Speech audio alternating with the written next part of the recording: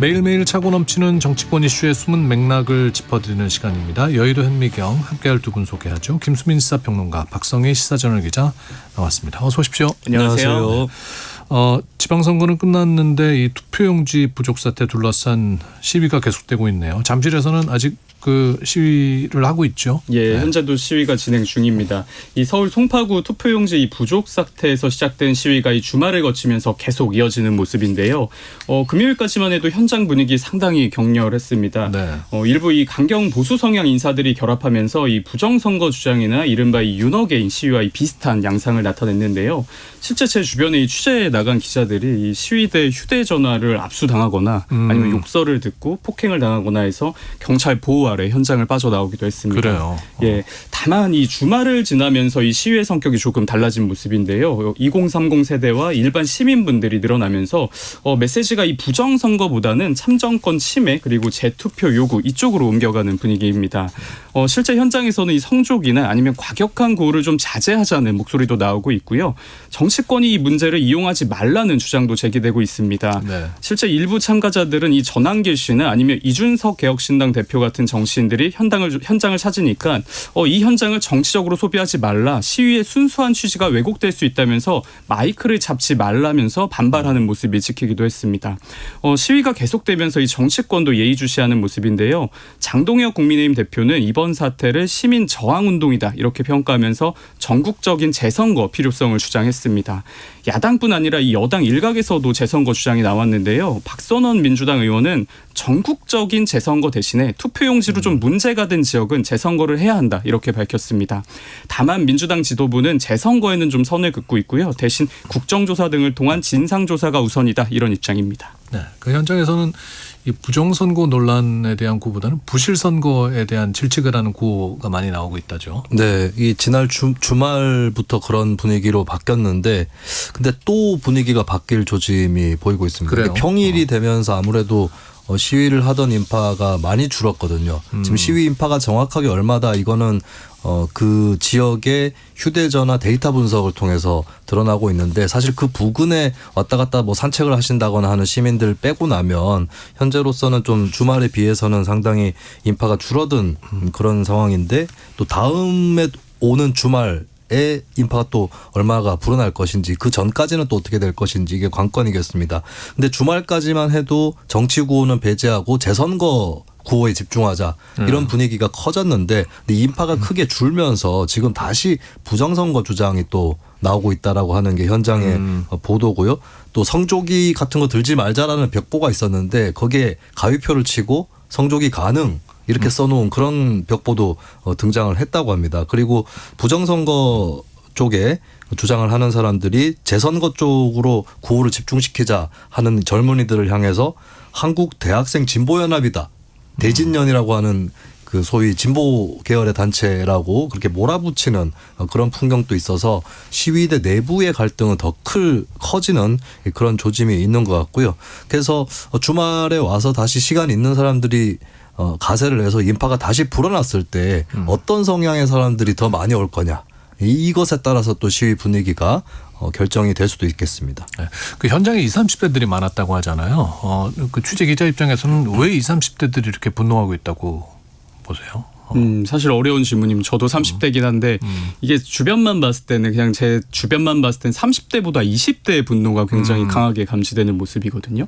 제 주변만 보더라도 이제는 강내 막내 기자들의 이 현상을 보는 시각과 선배 기자들이 보는 시각이 좀 다른데, 그냥 단순하게 보면 계엄 때는 이제 좀 정치적인 성향에 따라서 이거에 대한 찬반 의견이 갈리는 모습을 보였다면, 2030 세대 항상 얘기할 때 얘기하는 게 공정의 가치에 민감하다 이런 얘기를 하잖아요. 20대 친구들이 말하는 게 이건 그 공정의 기준에 맞지 않는 거 아니냐. 그래서 되묻더라고요. 선배는 그럼 이걸 봤을 때 옳다고 느끼세요? 예, 공정하다고 보세요? 라고 묻는 걸 보면서 어떻게 보면 순수하게 공정에 대한 의구심에서 이 시위에 좀 참여하는 20대들이 좀 많아진 거 아니냐라는 생각이 듭니다. 아까 김수민 평론가 얘기대로 이제 뭐 몇 가지 그 준수해야 될 사항들을 벽에 붙여 써놨다고 했잖아요. 네. 거기는 이제 절대적으로 이제 정치 세금 배제하고 폭력적이지 않을 것, 뭐 몇 가지 그런 사항들이 있었다고 그러는데, 김수민 평론가는 왜 20, 30대들이 이렇게 네. 분노하고 있다고 보십니까? 일단 이런 일이 있을 때 이제 그 일만 볼 것이 아니라 평소에 어떻게 생활을 해왔느냐 이런 부분도 클 거라고 보고 예전에 2030이 많이 참여했던 시위 중에 하나가 2008년에 광우병 관련한 시위였었습니다. 근데 그때도 이렇게 지켜보면은 좀 단순히 이 사안 때문일까라는 생각이 드는 것이 이제 평소에 누적되어 왔던 어떤 사회적인 불만이라든지 뭐 말씀하셨지만 공정성에 대한 불만 이런 것들이 영향을 끼쳤을 가능성이 높다고 보고요.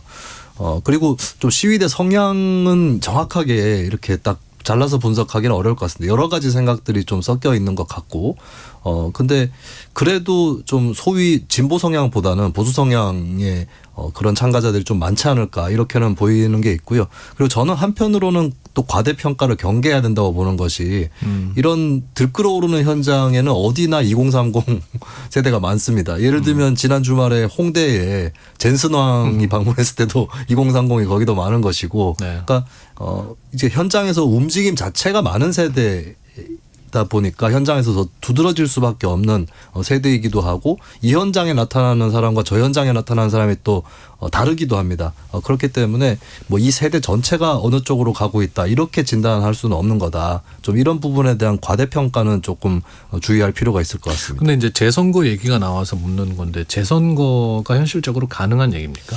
재선거는 이제 뭐 선거 소청이라든지 이런 절차를 밟아서 할 수 있는데 그 기준은 이 투표 부실이나 이런 것 때문에 어떤 사람들이 투표를 못했다라고 계산을 했을 때 그 표가 예를 들면 뭐 2위 표에게 모두 갔다. 이렇게 계산을 해보는 거죠. 그랬을 경우에 결과가 뒤집힐 수준이다. 당락에 영향을 미친다. 그렇습니다. 하면은 재선거의 요건이 된다는 거죠. 그렇죠. 근데 이번 선거에서는 사실 뭐 투표를 못한 분들을 뭐 특정 후보에게 다 더한다고 해서 결과가 뒤집히느냐 했을 때는 산술적으로는 현재로서는 그렇지는 않을 거다. 그렇지는 않다 이런 의견이 우세하고 전문가나 법학자들도 이게 선거를 다시 할 만큼의 수준은 아닌 것 같다. 일단 이렇게는 얘기를 하고 있고요. 물론 그것도 따져보는 절차가 필요할 것이기 때문에 선거 소청이라든지 이런 절차를 밟아 나가는 것은 가능할 것으로 보입니다. 어쨌건 이번 일을 계기로 그 선거관리위원회에 대한 대대적인 또 개편과 이제 질타가 잇따르고 있는 것 같은데 한동훈 무소속 의원이 선관위 개혁 법안을 꺼냈죠. 네, 한동훈 의원이 국회 입성 직후에 자신의 1호 법안으로 이 감사원법 개정안을 발의하겠다 이렇게 밝혔는데요. 쉽게 말해서 이 선관위에 대한 외부 감사를 가능하게 하는 법안입니다. 한 의원은 이 선관위의 독립성은 선거관리의 공정성을 보장하기 위한 것이지 선관위의 이 무능과 부패를 방치하기 위한 장치가 아니다 이렇게 주장을 했는데요. 구체적으로는 이 감사원법에 중앙선관위와 같은 이 각급 선관위에 대한 이 직무감찰 근거를 추가하겠다는 내용입니다. 다만 이와 비슷한 법안은 2024년 이 국민의힘 유상범 의원이 이미 대표 발의한 바 있어서 이 새 법안의 이 차별점과 또 실현 가능성은 한번 국회 논의 과정에서 따져봐야 합니다. 한 의원은 또 선관위 직원들의 휴가나 휴직 사용을 제한하는 이 법안도 2호 법안으로 추진하겠다 밝혔는데요. 여기에는 친한계로 분류되는 배현진 그리고 우재준 국민의힘 의원도 공동 발의자로 참여하겠다 예고한 상태입니다. 정치권에서는 이 장동혁 국민의힘 대표가 앞서 말씀드린 대로 이 재선거 주장을 내세우다 보니까 한 의원은 반대로 이 제도 개선에 좀 방점을 찍으면서 선관위 대응이 주도권을 새로 잡으려는 거 아니냐 이런 해석도 나옵니다.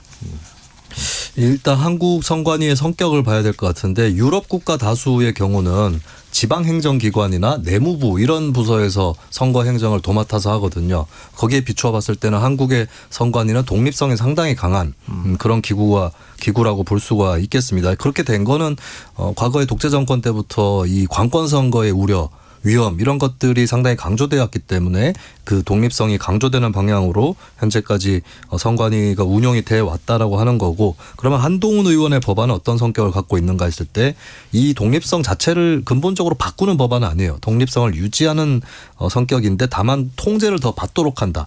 감사원의 감사를 받지 않았었습니다. 완전히 독립된 기관으로 처리를 했기 때문에 그러면 이 기관은 누가 감사한다는 말인가라고 하는 그 문제의식이 지금까지 축적이 됐기 때문에 적어도 감사원은 이것을 감사할 수 있도록 하고 다만 대통령에게 감사 중간 결과라든지 이런 것들을 보고하지는 못하게 하는 이런 안전장치를 같이 부착을 한 것이라고 볼 수 있겠고요. 그리고 한편으로는 선관위 권력을 다소 떨어뜨릴 수 있는 방안을 내놓은 게 선관위가 대법원하고 좀 연계가 돼 있기 때문에 그 연계관계를 끊어내고 그냥 선관위의 그 직책을 상임 직책으로 만든다라고 하는 점 이런 것들은 이제 선관위의 독립권은 존중을 하되 대법원과의 연계를 통한 그 권력이랄까 이런 부분들은 또 떨어뜨리는 이런 법안을 냈다고 볼 수가 있겠습니다. 그리고 한동훈 의원의 경우는 아무래도 1호 법안을 내면은 검찰이라든지 사법에 관련된 법안이 아닐까라고 예상이 됐는데 마침 선관위 문제가 터지면서 여기에 빨리 좀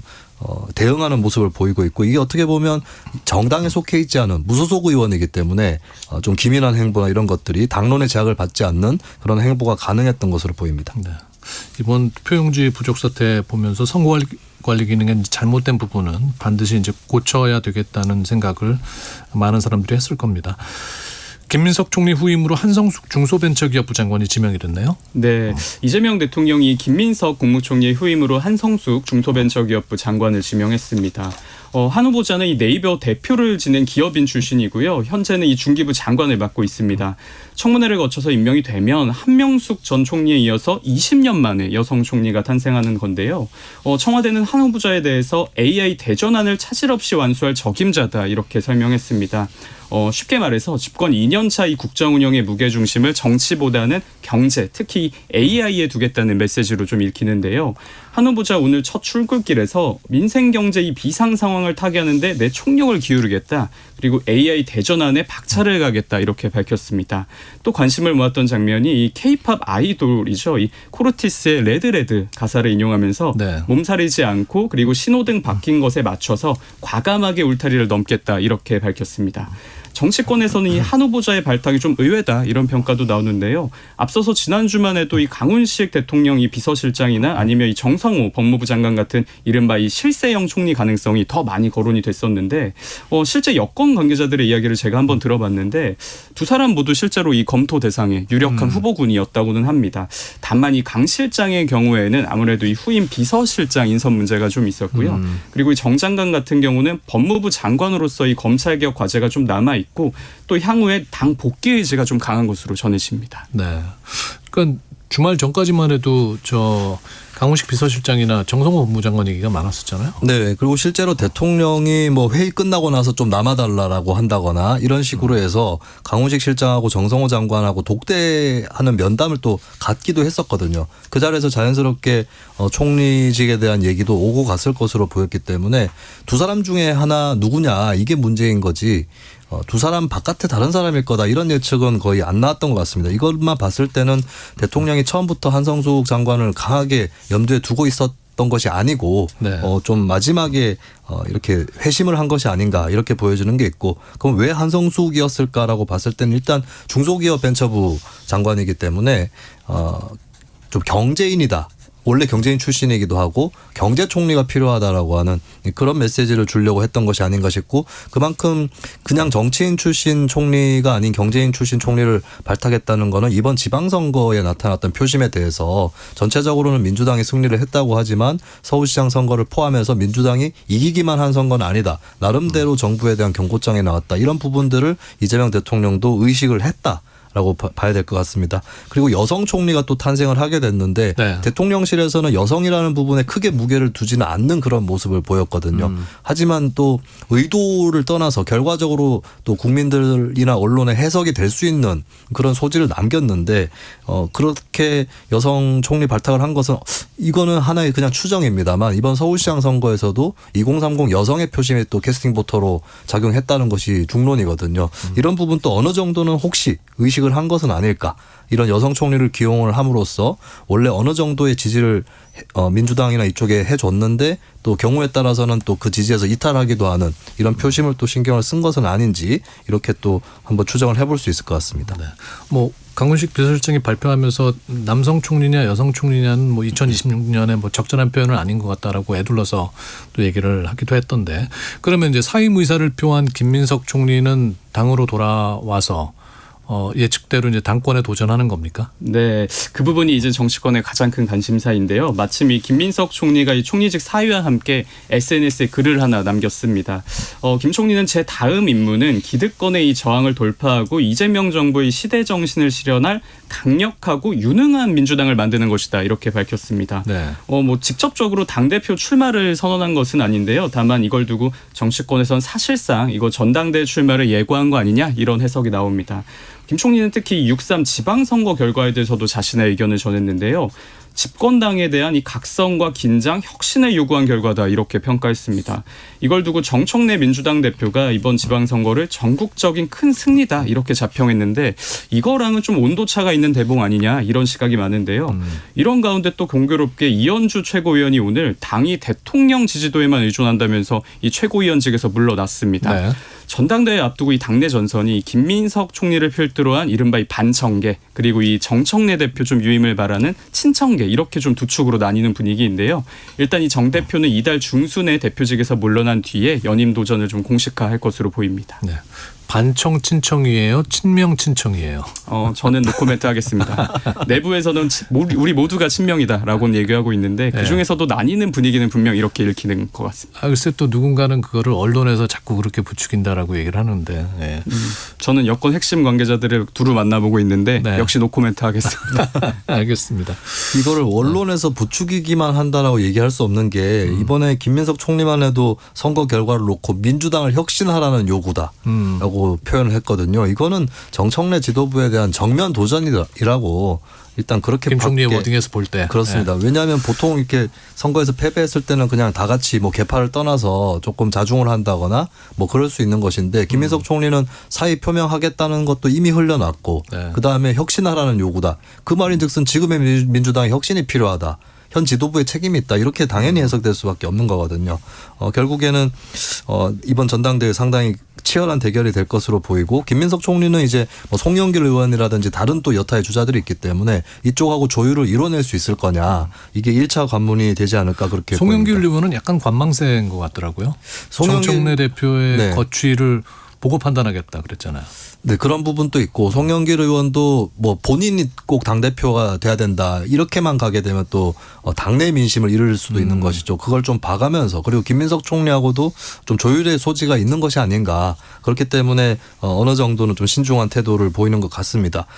그리고 그렇게 전당대회가 진행이 되게 되면 사실 만약에 그 김민석 총리든 송영길 의원이든 이쪽 주자가 정청래 대표한테 패배한다. 이렇게 됐을 때는 이재명 대통령의 당내 입지도 좁아지는 거 아니냐. 이런 얘기가 나올 수밖에 없거든요. 더더욱이나 양보할 수 없는 그런 대결이 될 것으로 보이고 이게 무엇을 연상시키냐면 이제는 오래된 일이 됐습니다만 2015년에 박근혜 정부 때의 여당 새누리당이 그 전당대회를 해가지고 김무성 당시 의원이 대표가 됐었거든요. 근데 김무성 대표는 그때 비박이라고 그렇게 불려졌었고 결국에는 박근혜 대통령 쪽하고 김무성 대표나 또 당시 유승민 원내대표 쪽 이 갈등이 커지면서 그게 2016년 총선의 패배로까지 이어졌던 그런 적이 있습니다. 그렇기 때문에 민주당에서도 그걸 봤을 때는 뭐 전당대회에서 지면 안 된다. 첫 번째 그런 생각이 또 있고 두 번째는 전당대회 결과가 어떻게 되든 간에 그때 새누리당의 여권 내 갈등이 재현돼서는 안 된다.